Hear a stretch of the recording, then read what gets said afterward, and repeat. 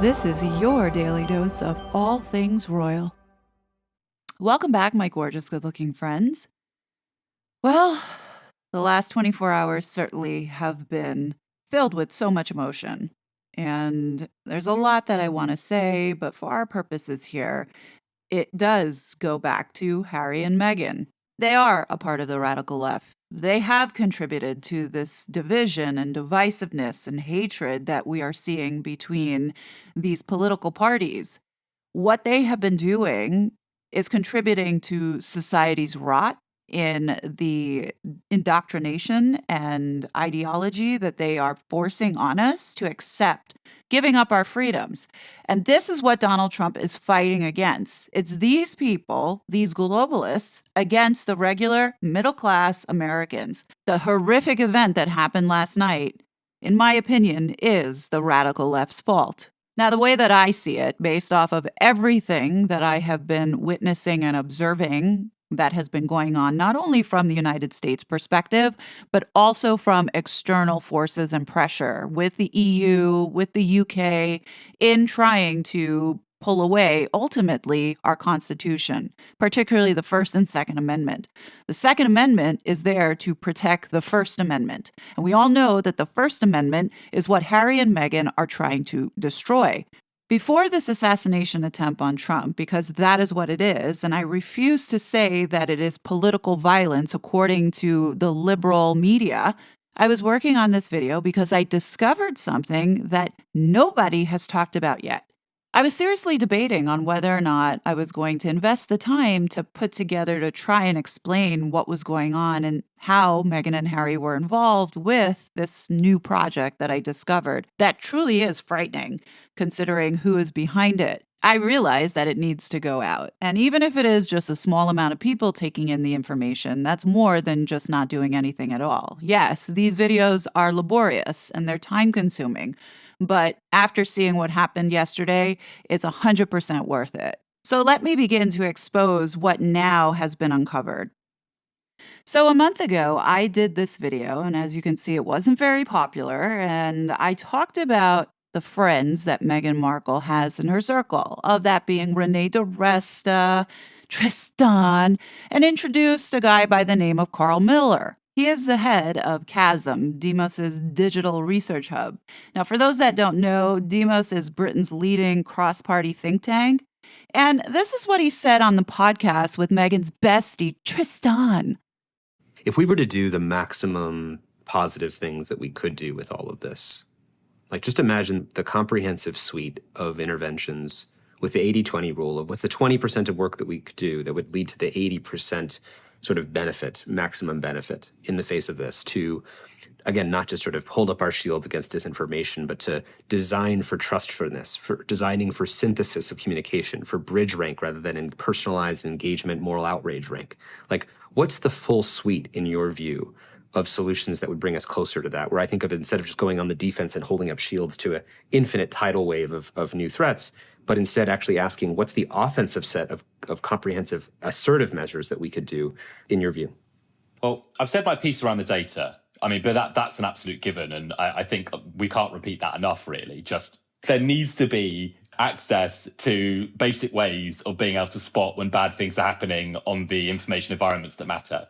But I think to me, apart from that, the solutions actually lie in asymmetric, non-informational responses. I think we have over-focused on trying to upskill hundreds of millions of people to try and spot this with digital literacy. I don't think we have enough time. I don't think we can reach the people that we need to. And I don't think people could spot it even if they're taught to. And I don't think what they can spot today will be spottable tomorrow.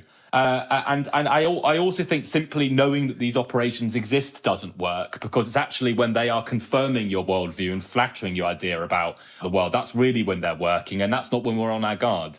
To me, there needs to be, and this is going to sound strange for a kind of someone that comes from a centre-left think tank and spent 10 years in there, we need more activities from states to levy more costs and risks against the specific professional bad actors doing this. We need to put people on no-fly lists. We need to sanction people. We need to look at criminal laws. We need to degrade assets. We need to make it harder for these campaigns to access Western finance. We should deny them the whole tech stack. We need to deny them app stores. We need to deny them operating systems. We need to deny them search. We need to squeeze off their audiences. And I don't really think that primarily means we need to be maneuvering in the information space alongside them.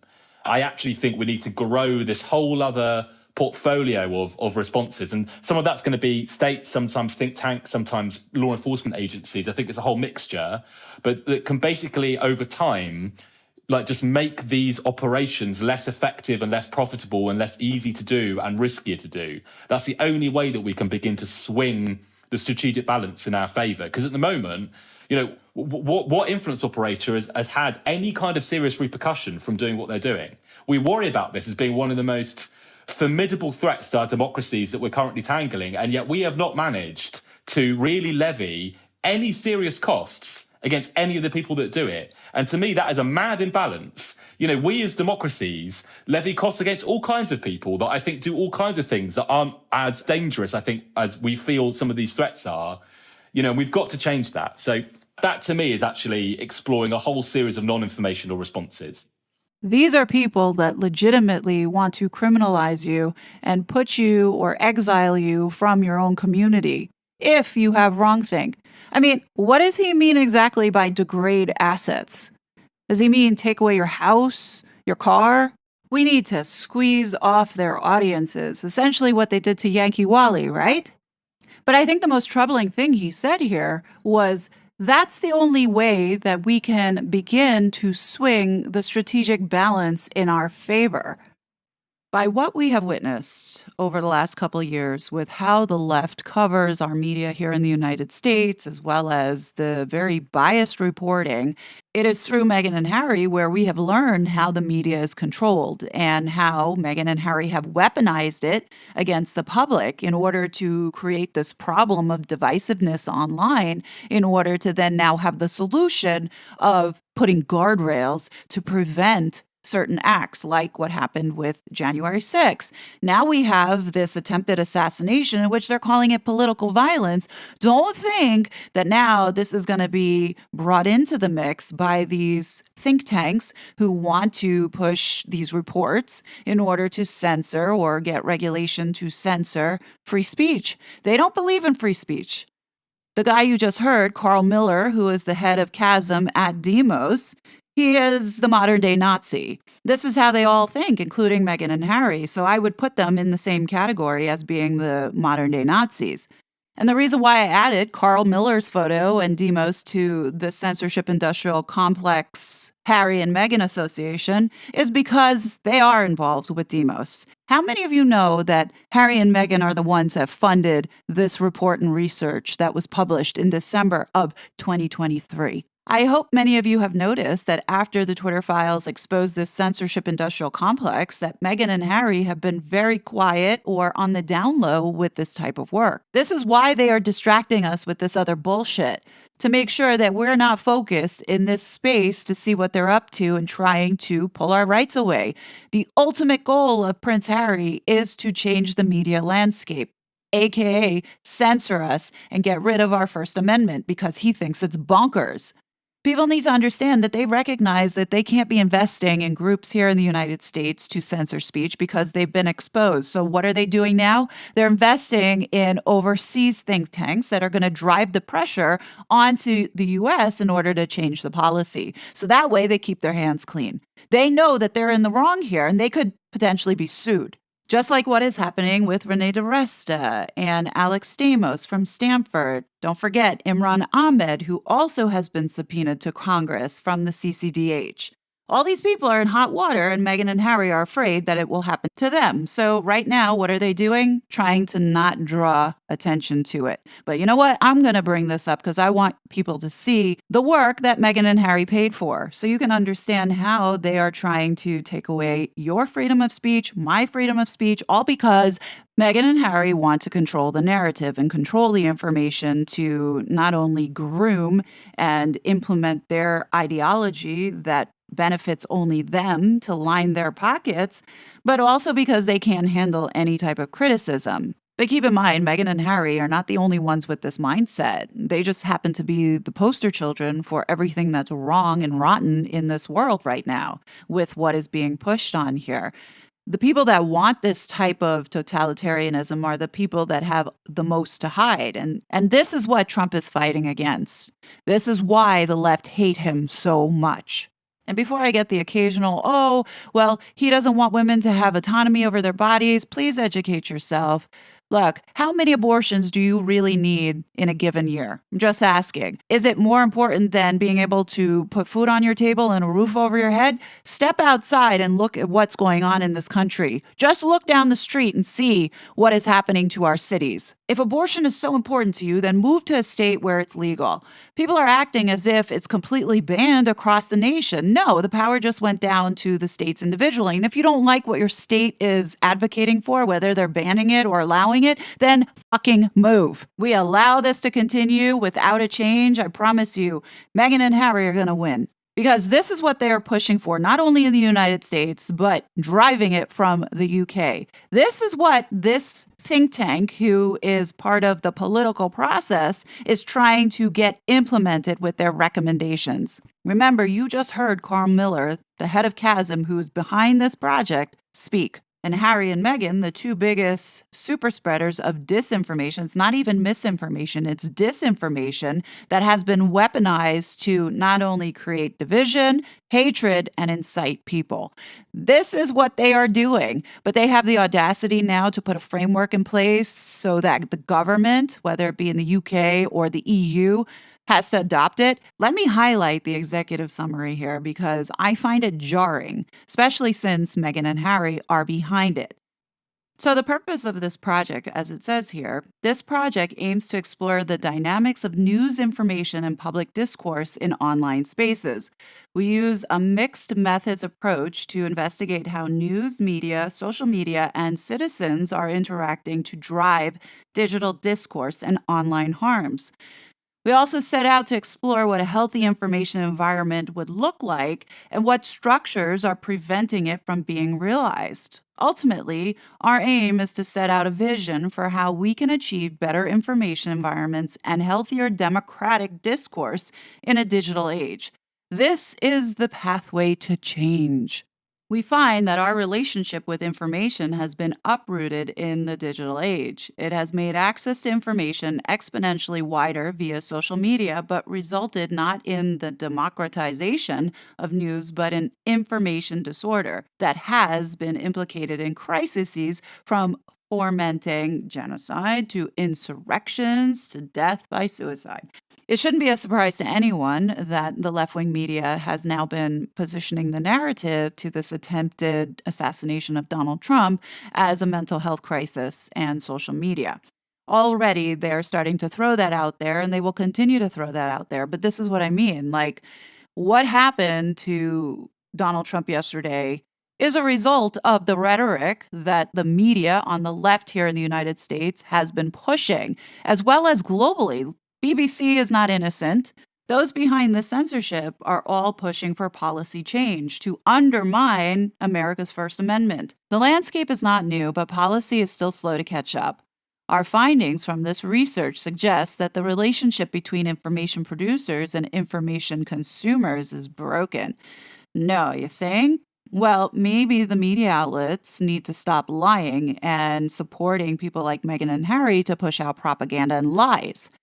It is incentivized, shaped, and enabled by a digital ad tech ecosystem which prioritizes engagement above all else, so that our public spaces for democratic discourse are not democratically functional. News and democratically important information is having to compete for audiences in spaces not built for it. And there is a proliferation of harmful discourse which cannot legitimately or practically be dealt with through current systems of content moderation. You see, what these liberal leftist progressives like Meghan and Harry are failing to fess up to is that these so-called reputable outlets and journalists that they prop up, not liking that people have opinions that are countering the regime and ideology, is that they're the ones who are responsible for the rhetoric and discourse that we're seeing out there. What's interesting is that this report analyzed 3 scenarios. Keep in mind that this report is from the UK, and they are focused on, out of the 3 scenarios, 2 of the scenarios happen to be American discourse. Discourse over the Hunter Biden laptop, discourse over Dylan Mulvaney and the Bud Light situation, and then finally Philip Schofield.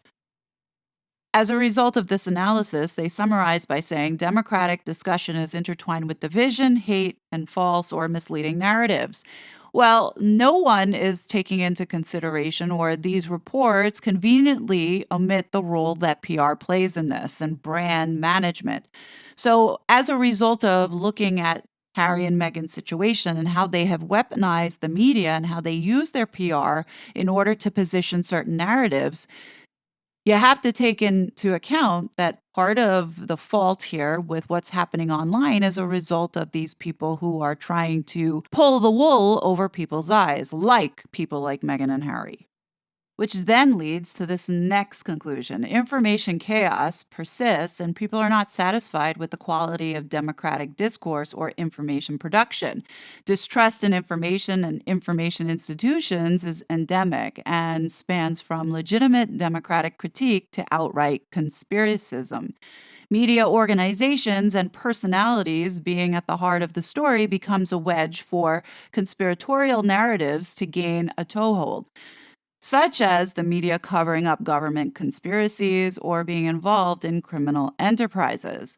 The distinction between news and opinion is blurry as public figures' commentary frames factual reporting. When you think about it, these are all things that Meghan and Harry have done to contribute to this problem. This report conveniently leaves out the paid actors, like what Meghan and Harry have done with the Sussex Squad, to amplify the false narratives and conspiracies, etc., about Meghan and Harry, and the hurtful lies with the royal family. So they assess that there's 4 ideals of a healthy information environment. And the first ideal is access to information. So meaning who gets to control that information. And the reason why they're so salty about the First Amendment and freedom of expression is that everyone now has a voice, instead of back in the day when the approved journalists that are seen as reputable and trustworthy were the ones who were the gatekeepers of the information. But ever since digitization came into play and social media, there now is 4 voices to be able to push back and to challenge the narratives that are pushed in front of us and forced to accept. The next ideal is freedom of expression, which, of course, these ecosystems are allowing more people to be able to express their views and opinions.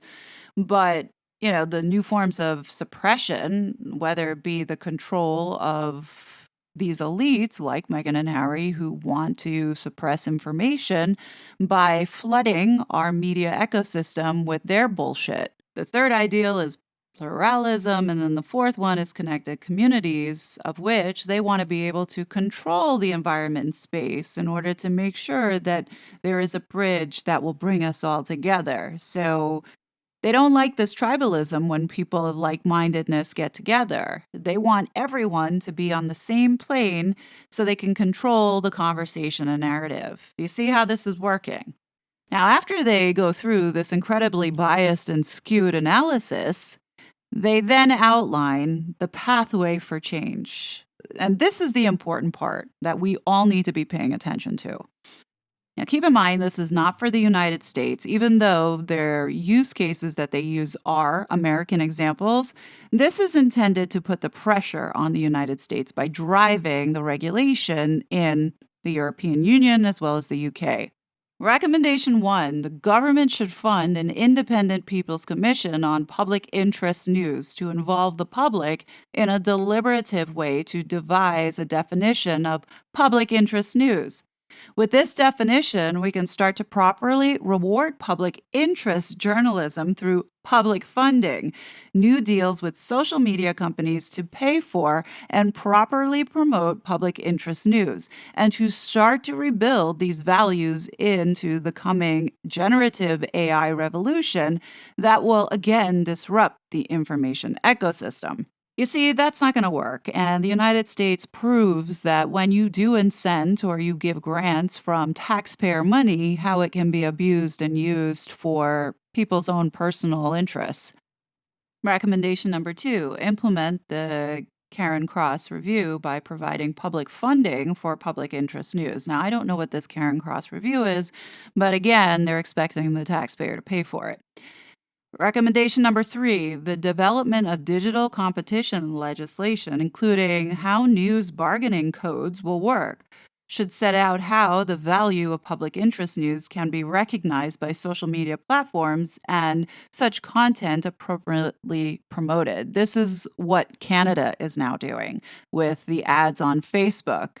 Recommendation 4, media organizations should develop a standards code for companies producing generative AI tools to use their content. Recommendation number 5, the government should include a news bargaining framework for AI platforms in the forthcoming Digital Markets Bill to ensure that where news is being used in learning language models, news organizations are fairly compensated. We make 3 supplementary recommendations designed to address other aspects of the digital ecosystem. Recommendation number 6, the government should fund a major digital literacy program across educational institutions, but also pilot ways to educate other online audiences. I hope this sounds familiar to you. Mike Benz, I've included that in a previous video where he talks about capacity building. This is about inoculating the audiences to recognize what misinformation is and deep fakes or mistruths in order to combat and promote a healthy digital online system. But in other words, this is more of the brainwashing. Remember, all of this is designed to take away people's privacy and gain access to your data. Recommendation number 7 says the UK should follow the EU's example and legislate to secure data access from major online platforms for public interest research. Remember, I keep saying Harry and Meghan are advocating for people like Renee DiResta to have access to your information. And recommendation number 8, Ofcom's Advisory Committee on Disinformation and Misinformation should take a wide view of information harms. What's scary about this last one is that it's very manipulative. They want Ofcom to take a wider approach. So when you look at the glossary that they have given, they're really pointing to harmful but legal speech. So, as it says here from the glossary that they have provided, is that speech which is likely to cause harm to an individual or group, either through causing psychological distress by encouraging harmful behaviors, or being hateful speech which attacks or uses pejorative or discriminatory language with reference to a person or group on the basis of who they are. In other words, based on their religion, ethnicity, nationality, race, color, descent, gender, or other identity factors, but does not meet the threshold of illegality. So, take for example, if you want to call Meghan Markle a lying "see you next Tuesday," they technically want to penalize you, whether it be fine you or lock you up for it. Here in the United States, doesn't matter. Offensive speech is protected under the First Amendment, and they all hate that. Before I close out this video, there are a couple things that I want to point out from this 80-page report that Meghan and Harry paid for. They selected these organizations to study and collect social media data. Where you see there's a clown face, those are the organizations that supported Meghan and Harry's propaganda and lies and had pushed it out to saturate everyone with the narratives that had caused so much trouble and problems. These are the same outlets that have been pushing this rhetoric against Donald Trump on a daily basis. So, what we saw yesterday with this attempted assassination is not the fault of isolated communities getting together and becoming radicalized. This is the fault of the media pumping this garbage out in order to incite this type of violence, all for political purposes. And the people that are behind it, well, you know who they are. We see them every day lie to our faces. The fact that they have People magazine as a reputable news outlet in itself is laughable. This report should be thrown out immediately. It's interesting. For a report that's designed to push policy and regulation in the UK, there was a heavy emphasis on this Hunter Biden laptop story and the censorship and suppression surrounding the information on it.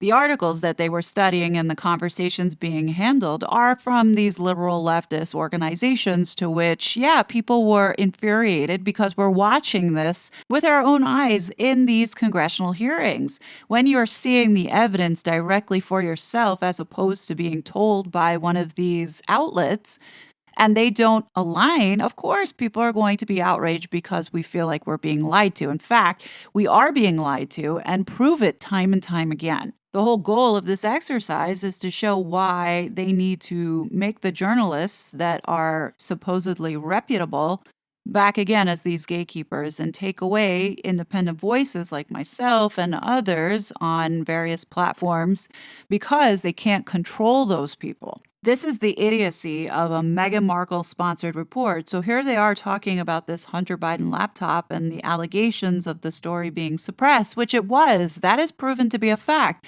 We witnessed this directly in these hearings at Congress. The anger and the chaos and the division is a result of these news outlets, these leftist progressive news outlets that are controlled by the state. But no, they're not mentioning any of that because they need to make it look like our news and media is fair and unbiased. But the issue are these outlets that are controlled by these globalists. I mean, they don't want to say it. I'm going to say it. And having people like Meghan Markle funding and supporting a report like this to push and help with policy in the UK and EU is the workaround to continue driving censorship here in the United States to undermine our Constitution. This is why Meghan Markle is a traitor, and she and her husband need to be questioned. These two need to be held accountable because they are part of the problem. They are the ones who have weaponized the media in order to cause this division and chaos that we see online. Again, I know I sound like a broken record, but why hasn't the government questioned Prince Harry on how he knew about January 6th, as well as his involvement with the Aspen Institute, as he had been involved with them, as well as these people who participated in this tabletop exercise to suppress this story?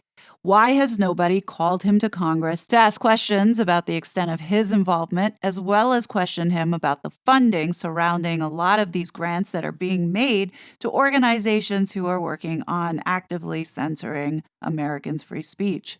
I blame Meghan and Harry for where we are as a society today. They represent everything that is evil and just wrong in this world, like what happened yesterday with this attempted assassination. I think people need to recognize that outside influence from other countries is destroying what's happening here on our soil. The EU is driving a lot of this. On July 12th, Elon Musk put out that the European Commission offered X an illegal secret deal that if they quietly censored speech without telling anyone, they would not fine them, and they rejected it. Thank God.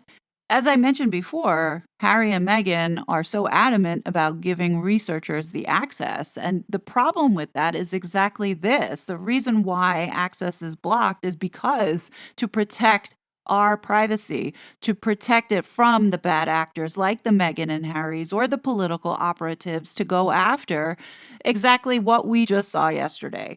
So I think it's very important people wake up and recognize that our freedom is truly under threat. If yesterday didn't wake people up, I don't know what else to say. But we cannot continue to keep ignoring the fact that we have two idiots here who have been literally undermining this country while nobody takes them seriously. I don't know what it's going to take to wake everybody up to say, you know what, enough is enough. Is it going to take us losing these freedoms for us to finally get up and do something about it? Because when that day happens, it will be too late. Let me leave you with this final thought from Michael Schellenberger. Hey everybody, it's Mike Schellenberger for Public. The totalitarian nightmare that we have been warning about is now happening. The European Union is at this moment forcing big tech companies to secretly engage in mass censorship. Google and Facebook are apparently going along with it, and only Elon Musk's X is resisting. A few hours ago, Musk said the European Commission offered X an illegal secret deal. If we quietly censored speech without telling anyone, they would not fine us. The other platforms accepted that deal, X did not. And so now the EU is preparing to punish X with massive fines, up to 6% of its total global revenue. I can't imagine a more egregious form of foreign interference in our domestic affairs than foreign governments demanding mass secret censorship for ideological and political reasons. Most terrifying of all is the apparently direct involvement of government intelligence and security agencies, as well as their intermediary organizations, in demanding censorship. This is all happening at the very same moment that those governments, including our own, are warning of yet another Russian disinformation campaign through spam accounts that hardly anybody ever sees. So don't be fooled by what's happening here. Governments and former intelligence officials in Europe, Australia, Israel, Brazil, and the Ukraine, as well as other nations, are not only demanding censorship, they're also often spreading their own disinformation. For example, the European Union claims that there is more false information on X than on other platforms, and more censorship would reduce it. Both claims are false. Only X has the open source community notes system, which allows for real-time corrections to false information. A recent study in JAMA, the Journal of American Medicine, found that 97.5% of the community notes were entirely accurate, 2% partially accurate, and just 0.5% inaccurate. It's not a perfect system, and of course, science is never standing still. So what appears accurate today might not be accurate in the future. But X's community notes uses more speech, not censorship, to provide context to controversial content. You can still agree or disagree with the original content, even with a community note attached. What the EU wants is for its own committees of experts, not community notes, to secretly decide what we can read and say online. This is unethical and unconstitutional. Another key part of the EU's disinformation is that researchers should have access to X's internal data, which Musk cut off when he bought Twitter. But those people who want the data aren't just researchers, they're censorship advocates, many of whom have very deep ties to the governments in general and intelligence agencies in particular. If the EU succeeds in censoring X, Facebook, Google, and every other major internet platform, then there is no free speech.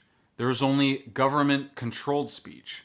Now, many people rightly worry about the implications of a single person, Elon Musk, being all that stands between us and foreign governments' totalitarian censorship demands.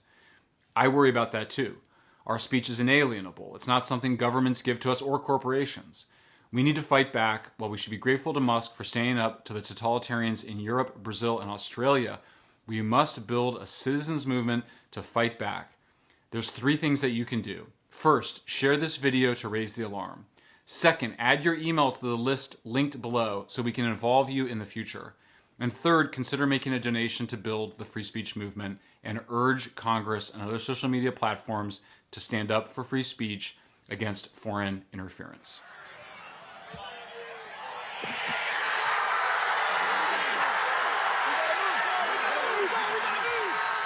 Such a fraud.